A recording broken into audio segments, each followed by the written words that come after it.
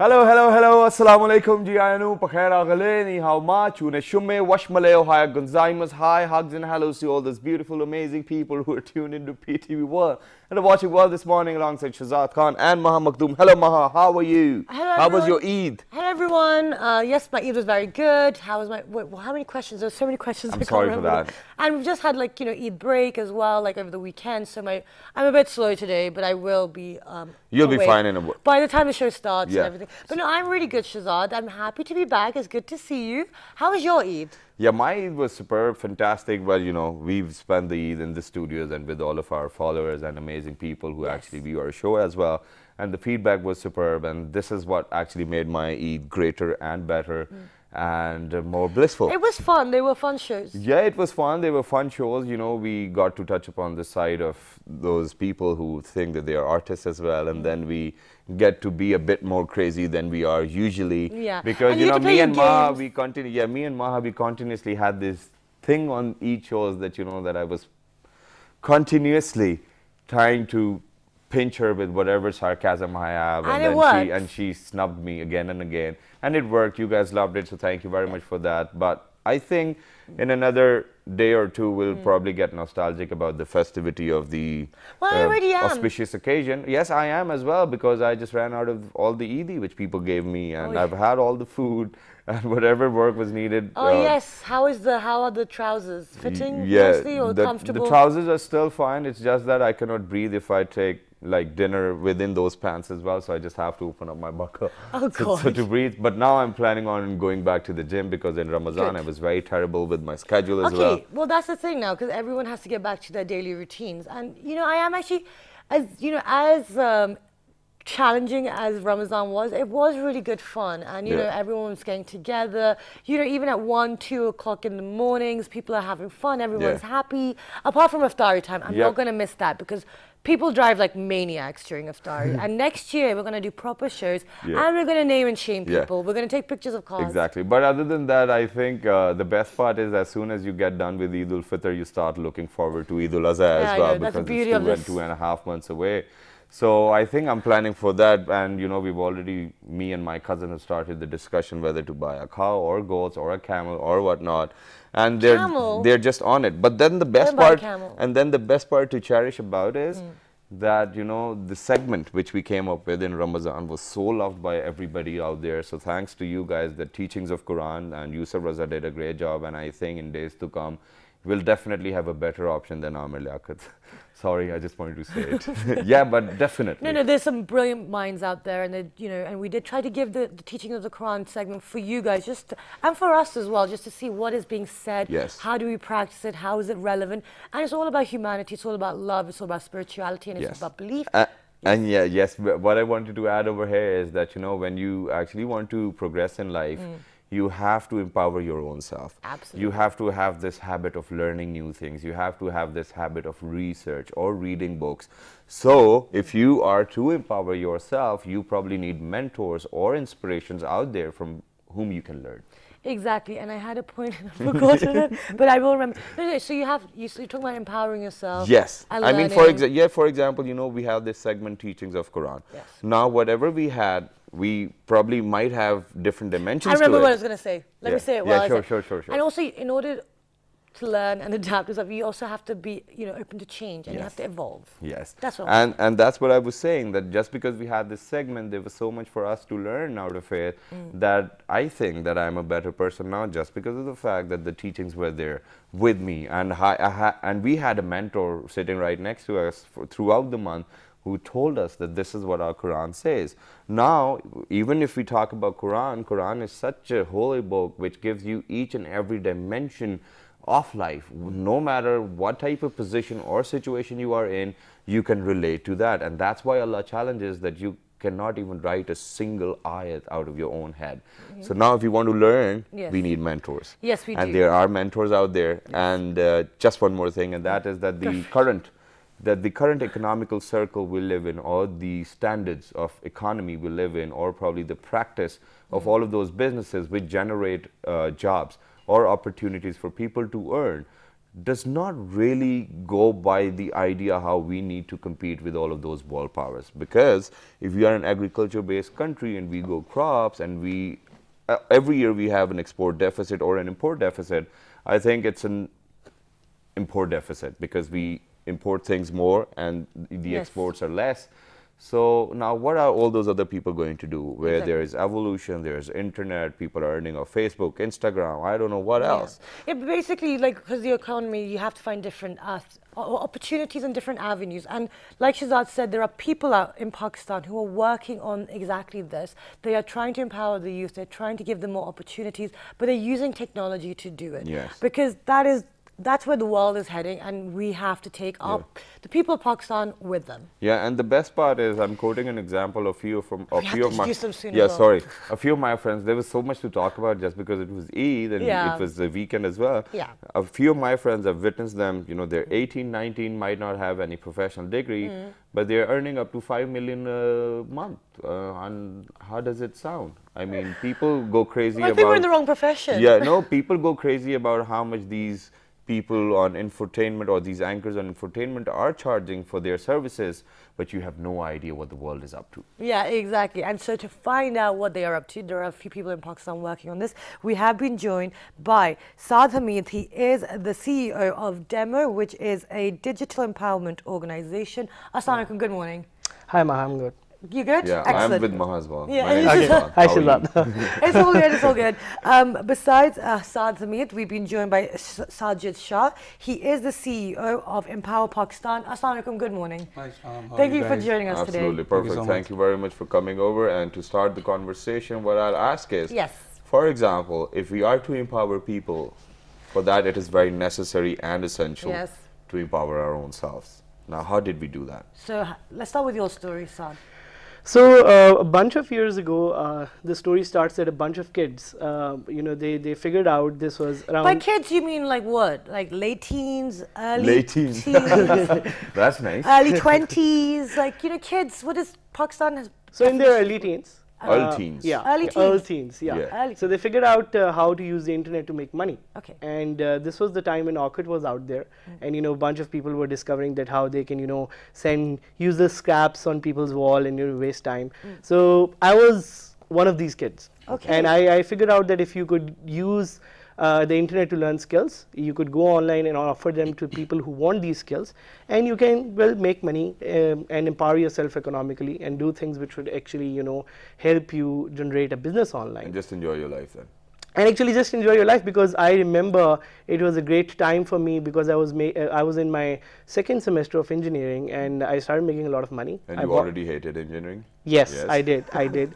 And I started making a lot of money. I bought my own car and that was a great feeling that I could empower myself through the money that I was generating online. And for a student, I think, who's in their early teens and, you know, who's kind of comes from a very middle class family and you know, suddenly has that opportunity to empower himself, that's a big opportunity. Wonderful. Okay, so now when you started, let's get into slight details as to how you got into it. So you discovered the internet, you saw the opportunities. What opportunities did you see though, like specifically? Sure. So the internet is like, you know, this big bubble and there are different things going on the internet. And one of the things that I discovered at that time is that there are specific skills that people out there would pay you to, you know, pay you for.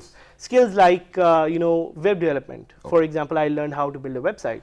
And while a lot of people out there were learning at that time how to build websites, it's just how you actually position yourself differently. And you know, one of the things that I remember that I did which really made me different at that time was that I would say that I would make a website for you, but I would give you 1 month of free support. And that kind of, you know, differentiates you as a... That's how you barged in. True, because even at that time, this was almost a decade ago, there were a lot of influx of freelancers from South Asia generally, Bangladesh as well, you know, India is a big market, Sri Lanka. But the way that I could differentiate myself was, you know, providing premium customer service. That's very great, and we'll move on to you as well. But then at the same time, what I have figured out so far in terms of technology is that now recently there was a guy who made an application, sold it for $53 million to another organization, and then just took a vacation for the entire life. So he's just going all around the world.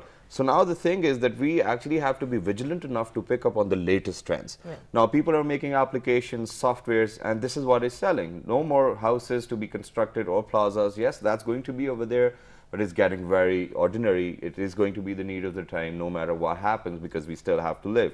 But then we are not picking up on these new ideas. The evolution is there, but it's not actually coming to us. Yeah, exactly. But we're going to move on to that later. Obviously. So I want to also, so now let's get Sajid's story as well about Empower Pakistan. How did you build up to this? Tell us your success story.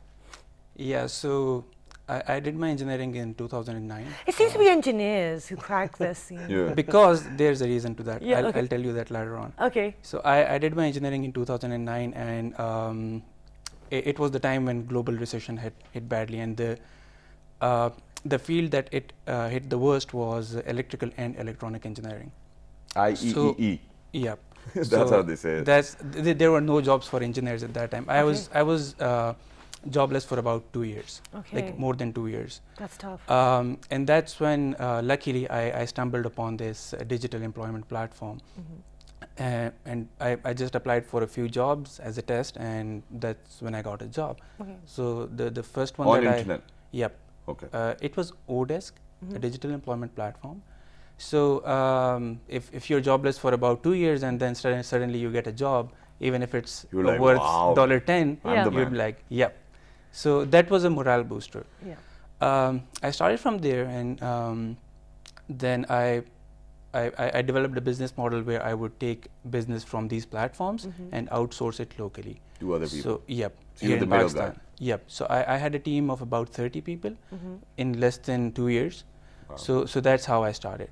That's a really big way to start, though, isn't it? And are you still the middleman, or now you are the producer? No, things have changed a lot. Like when you start as freelancer, it's when you, as an individual, work with different businesses. So within a year's time, I got an idea of what exactly is happening in the world. So that's when we started our own stuff. Okay, that is amazing. But now what I want to ask is that half of the time when you ask these people how you're making money on internet, they're very secretive about it. Yeah. Now what is it? Why are you secretive? First of all, thank you very much for coming over to share this secret. Yeah. And that might be backfire on your work as well, just because of the fact that you're sharing it, but you are here to empower us as well, and the entire nation who's out there, or the people out there. So now, how does it really work? I think it's generally about the culture. People do not want to tell if they're making a lot of money, that how they're making it. No one needs to know how much anyone's earning. It's just like, if you're earning good money to survive, just let's share the information. But some of us do that. So some of us actually share, and we have like these focus groups where we actually train other people. Sajid started that. He's been doing that for quite some time, and I then joined him for that. But I think one of the reasons is that people are scared generally about the economy.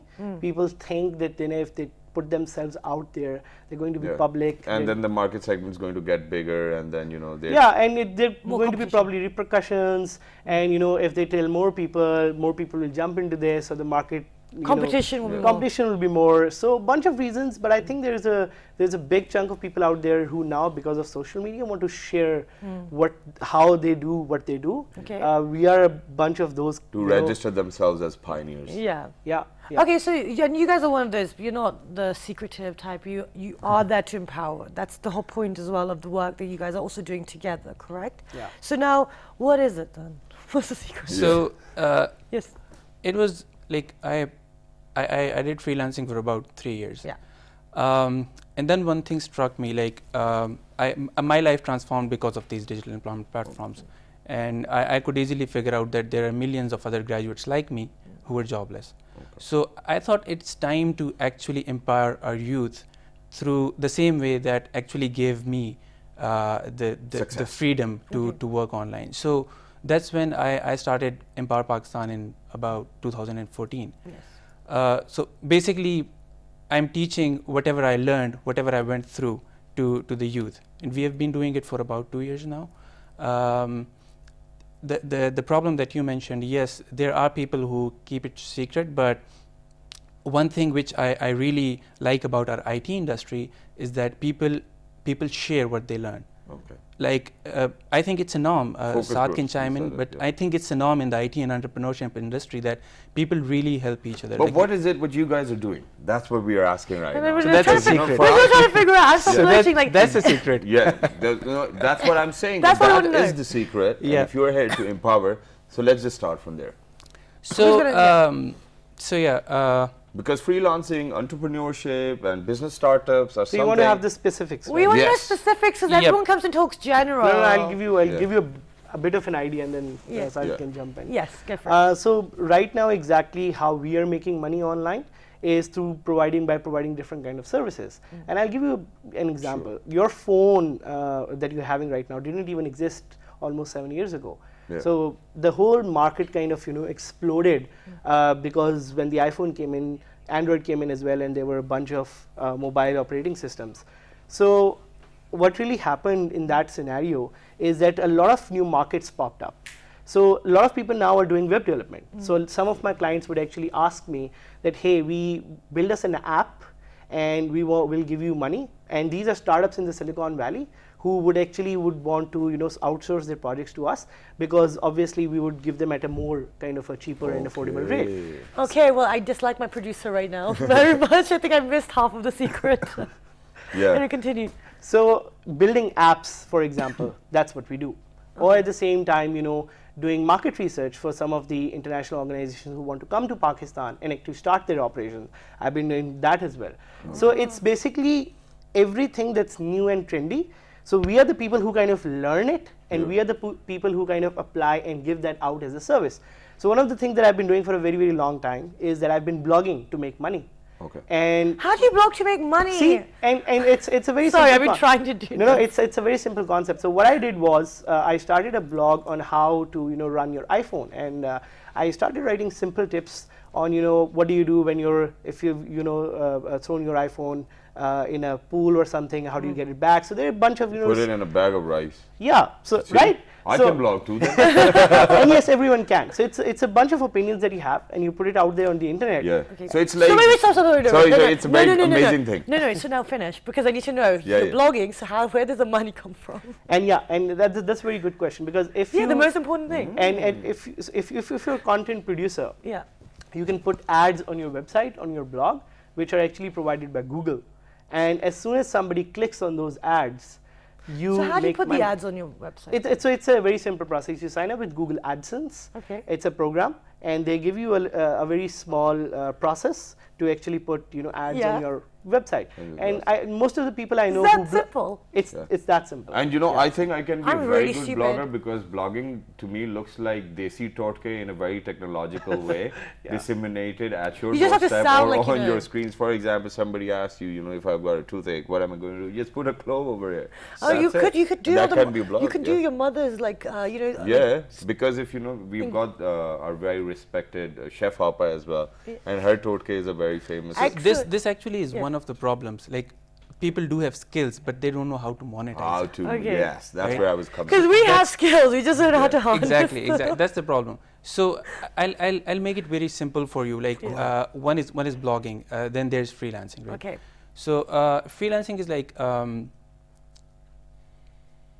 it's a website, like in layman's language. It's a website. Somebody hired you to do it. You simply create a profile there, and then there are clients from all over the world.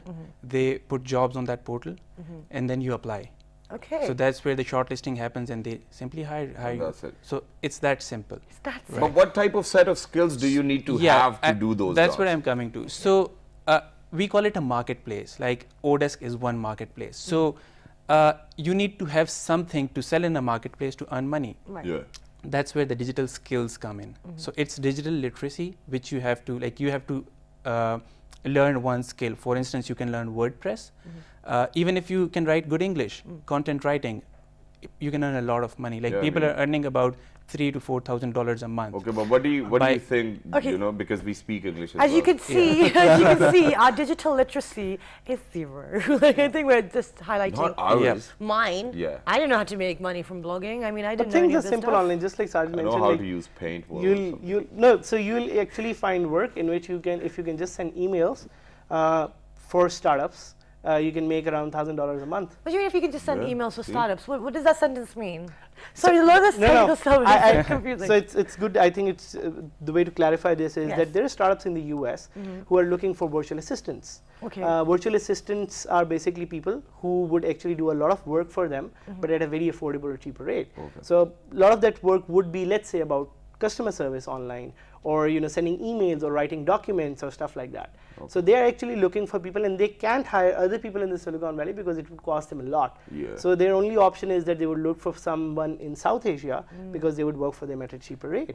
And because of the startup boom, there are a lot of companies now who would give out work for virtual assistants, especially in Pakistan or India or Bangladesh. Okay. It's just like the upgrade version of call centers. And they're cheaper. They're cheaper is like our high-end rates. Yeah. Okay. For instance, a person who will be paid around $10,000 rupees here in Pakistan can easily earn up to $500 a month while working there. So it's 5 times. Yeah, what you earn. And there are tiers to that. So the way you mentioned that it's kind of like a new form of call centers. For tier 3, that might be the case. But for tier 1 people who are at the cutting edge of technology, who build apps, they can make as much as. So I know I have a friend. He's 17-year-old. He's based in Lahore. He makes $200,000 a year while sitting in Pakistan. That's good. Okay, I just really chose the wrong profession. I'm kidding. So these people, they're millennials. They're learning skills. They really don't want to go to work because they just don't want to go into that 9-to-5 routine. But is that what's going to happen to like the generation? So what are we going to do not in after the longer us, run? but the generation after that. Because after internet and computers, there's going to be something else as well. Just like cell phones have taken over the television itself. Now everything you want to watch, you would probably want to watch it on your cell phones.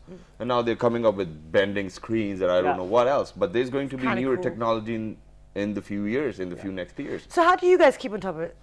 Like, what do you? Are you predicting the market, or are you just going with the flow? The industry is very competitive, right? Like when we started in 2009, 2010, things were very, very simple. There was no major competition, but then it sort of like blew up. There were a lot of freelancers from the subcontinent region. By the way, India and Pakistan, these are in the top 2 to 3 countries worldwide. Like we have the most number of freelancers who are working with clients in the US and Europe. Wonderful. So the competition increased. Then you have to be innovative. Like you have to keep disrupting your own business. Okay. So what we it's a learning curve. If you don't learn, someone else will take you over. Yeah. So what we did, we left applying on these digital employment platform, and we started connecting with clients through Facebook, through LinkedIn, through Twitter. So if you can open Twitter, you will find a lot of startup founders in Silicon. So it's you simply connect to him and offer him service. That's it. So it's you have to disrupt your own business. Okay. Yeah, okay, that is wait. cool. Listen, I want to ask. Okay, no, I can't ask that question because the whole point is about technology. Just like, do you have this is the primary way to go? Do you think now for the youth? Like within Pakistan, we have such a huge population of youth. Over 60%. We don't have enough jobs right now. The whole world, there's not enough jobs in any part of the world right now. So, I mean, there are. That's a huge generalization, but. With Pakistan, do you think that's the way that we should be channeling the energy and the attentions of the youth? I'll start with you. So I think definitely, because what we have seen in our experiment so far is that a lot of there's so much work. I'll be very honest. There's so much work that I want to do. I just don't have the time to do it. I could actually hire like 100 people right now based on the different ideas that I have. Are you looking for a general manager with perks and facilities? And it's basically an opportunity, because what we have seen is that the people that we teach, the young people, they go on and they form companies of their own, and they want to grow, so they hire other people. So it's basically exponential growth in terms of they're creating more job opportunities by learning how to disrupt the job economy. That is great, and that's what will actually make us move on to demo as well, and then empowering Pakistan. But ladies and gentlemen, we need to go for a short break.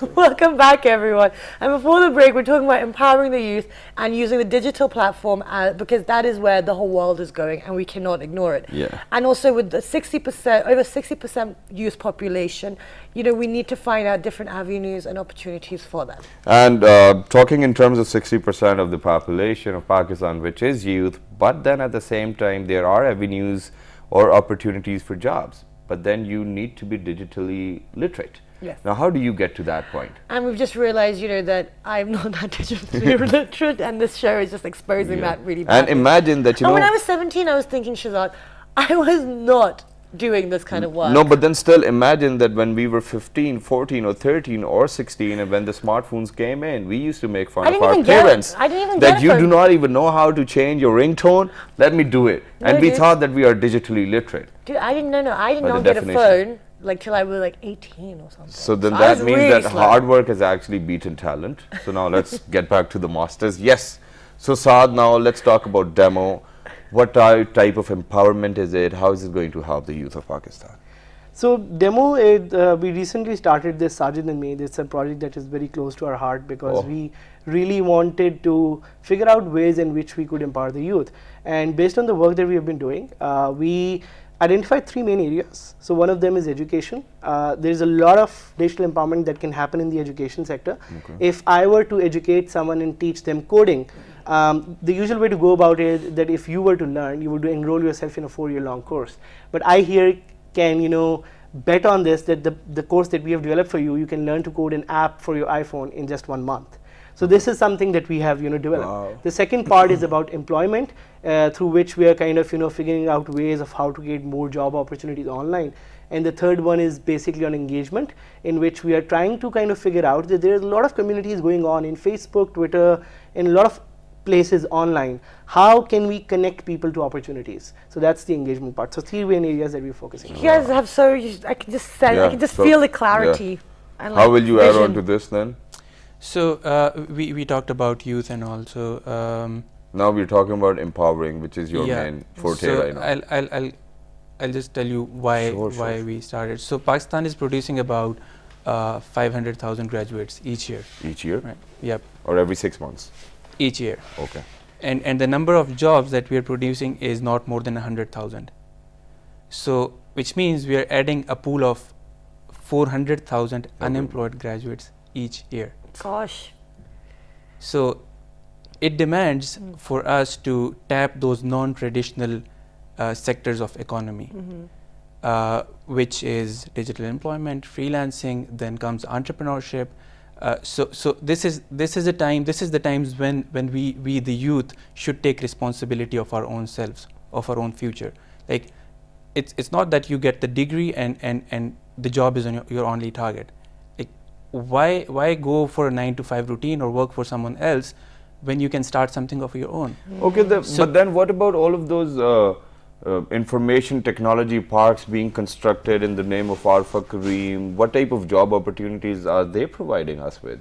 So the Pakistani entrepreneurship culture, it's basically in the growing stage right now. It will take at least a decade to reach like the levels of either the US or some developed country. Silicon Valley. Yeah, that's a very that's what we have to look at. It's a very huge ask, but then at the same time we need to take pride in all of those Pakistanis who have done the engineering from here, from the local universities, and now are serving in Silicon Valley and are there and are happy. So all these IT parks, Arfa Kareem and the local IT parks, they're actually helping the youth to get there. True. Okay. Because you can find like, let me give you an example of NUST. We have a technology incubation center at NUST. Yes, I know that. I was there for about a year or two, and we have about 30 companies there, and all are NUSTians between the ages 25 to 35, and I think in that one facility we have created about more than 200 jobs.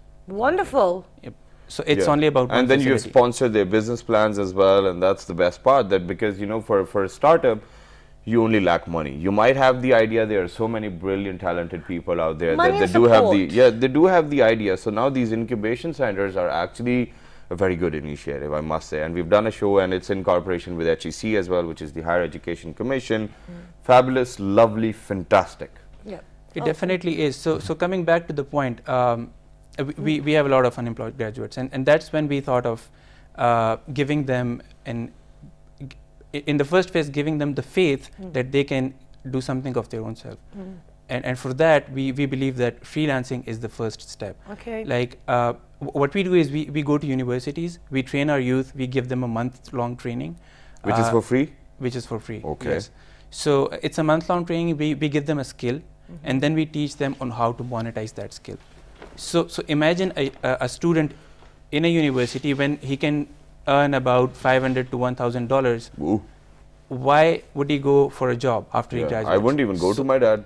I'd be like, Dad, see you next year. So that's when they actually start believing themselves, and when they do this for a year or two, that's the right time when they actually start their own company. But then for a product. But then what I have witnessed is that okay, you'll give them a set of skill, which is very apt for the time being. But what I have witnessed within this industry is that things change so fast and rapidly that there is actually a fear of being or staying behind just because of the fact that you didn't learn the new set of skill.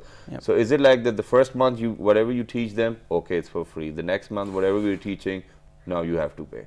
Is it like that? In the programs that we have run, no, but I would so be exploring these models in which we, as an organization, if we were to sustain ourselves. So there's one very interesting model that we want to explore in terms of giving microloans for skills. Okay. And that's a model that's been tried in Bangladesh as well.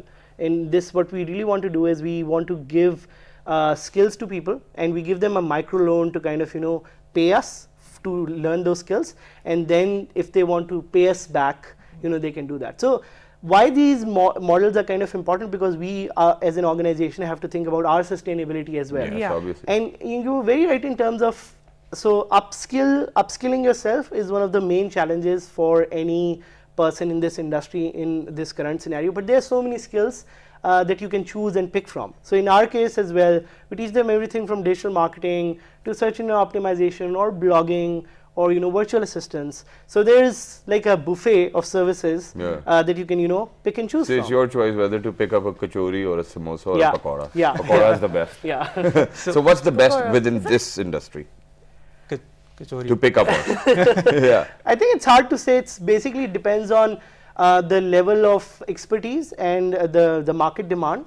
If there's a huge demand and there's no supply, so you can make really good money. Okay, no, so it's basically, it's not the case that you've chosen not to go to office at a 9 to 5 and you're being lazy sitting at home. It's actually a lot of hard work, which you have to do, take the initiative yourself as well.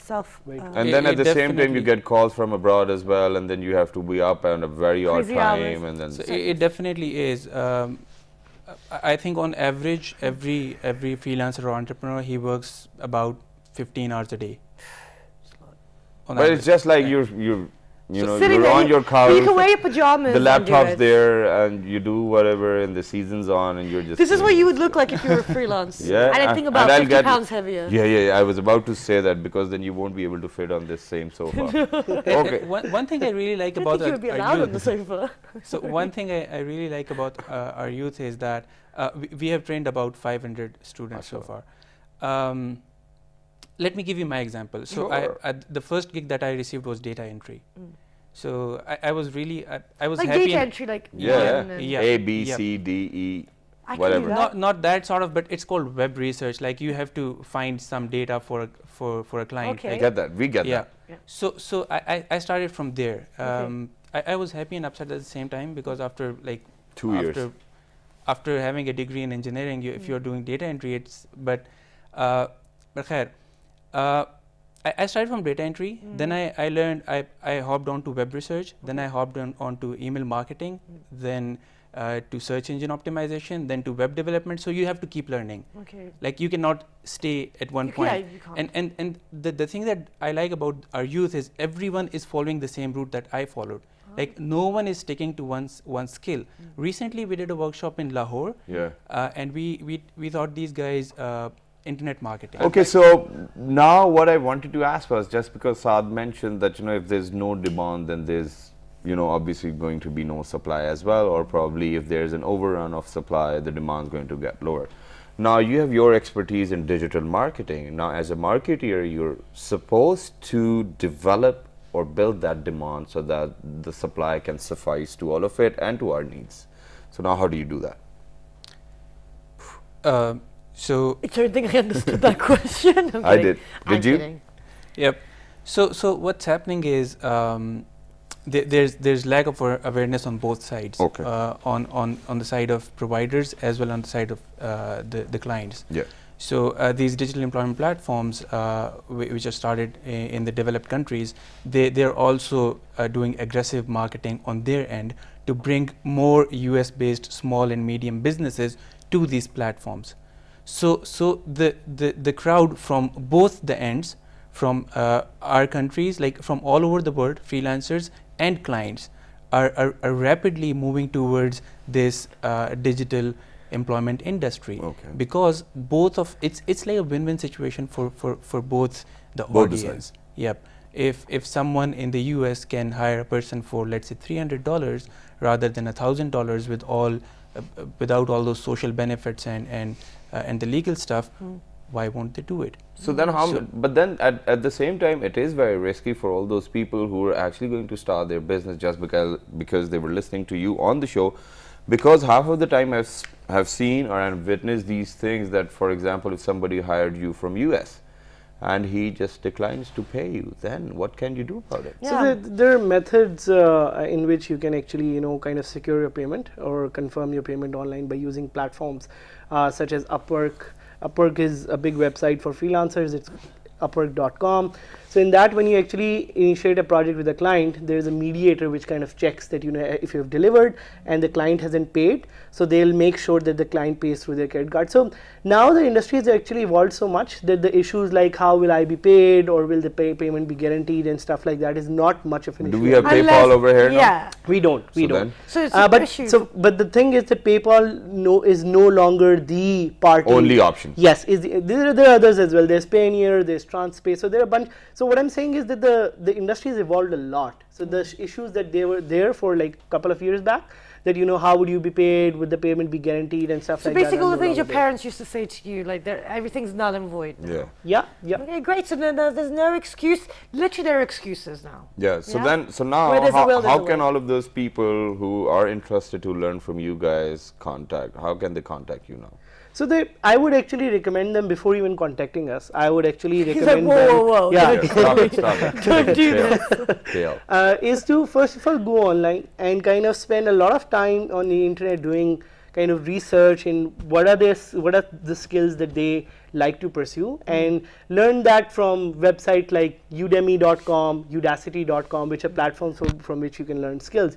And the next obvious step is to I've heard of that one. Yeah. And the next obvious step is to go to a freelancing marketplace like Upwork.com or Fiverr.com, which actually provide a platform for freelancers to actually make money online.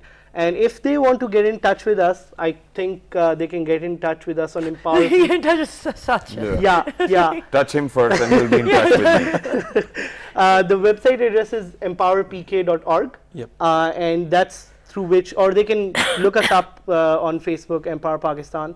And that's, we've been running a few trainings in Lahore and in Peshawar. That is a great initiative. As well?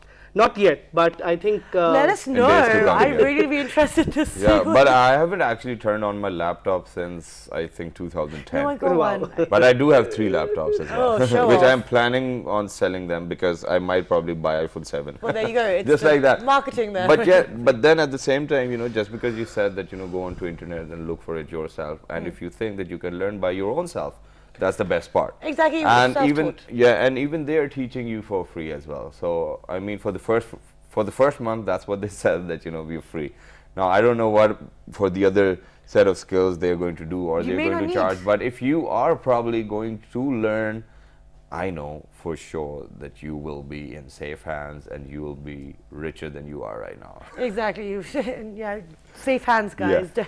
Because it was literally very hard to find a person who is actually going to give you that set of skills, because people were very secretive and scared to share what they were doing. No, exactly. And to be honest, and this is the reason why I'm really happy right now, is because it's taken me almost 3 years to find out how blogging actually works. Because I've met lots of bloggers, but no one has told me that this is the way and people that you still generate don't know money. how to earn money on Instagram. And they do, but they don't tell people. No, they don't. So I'll tell you a quick story. So there's this girl that I trained online on how you can make money online. And one of the jobs she does, it's actually funny, but she makes around $1,000 a month. All she has to do is find pictures of cute puppies and put them on Instagram. No. And that's all she does, and she makes around $1,000 a month. What? So I'm telling you, it's basically, you know, you have to kind of. Is there a job to put like pictures of hot men, so I can take my own selfies and put it all day long, man? Okay. You can pay yourself. There might be. You don't need people to pay you that. Yeah, probably. Anyway. But thank you very much, guys, for coming over. It was very fruitful, and really I enjoyed the conversation as well. Thank you very much. Is there anything which we might have left behind, or we haven't touched upon? Anything?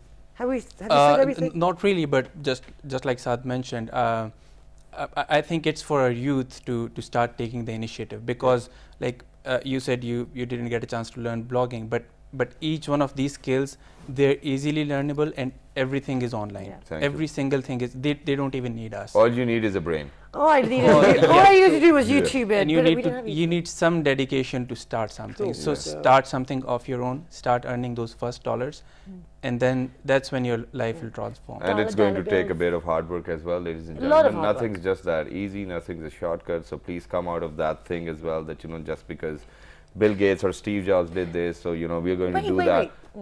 Yeah, that's what people say. So please, I mean, there's always a bit of hard work. No, but as you know, I wasn't waiting on you. I was saying that as in, they say Bill Gates, they use Steve Jobs examples, but these people worked like over 15 hours a day. They dedicated their life, they sacrificed their family lives to a certain degree in order to pick up these skills. And even if they were dropouts, they were dropouts of Harvard and Oxford as well. Exactly, guys. So like, let's keep it realistic. So with that, there are lots of opportunities. I think I might be exploring something very new soon, because I've finally got some information on it. But with that, if you want any more information, you can log on to our Facebook fan page, which is with the name of World This Morning. Our Twitter page, World This Morning without a G. Our YouTube and Daily Motion World page. This Morning once again. And the repeat is at 5 past midnight. Look after yourself. 1, 2, 3. Good morning.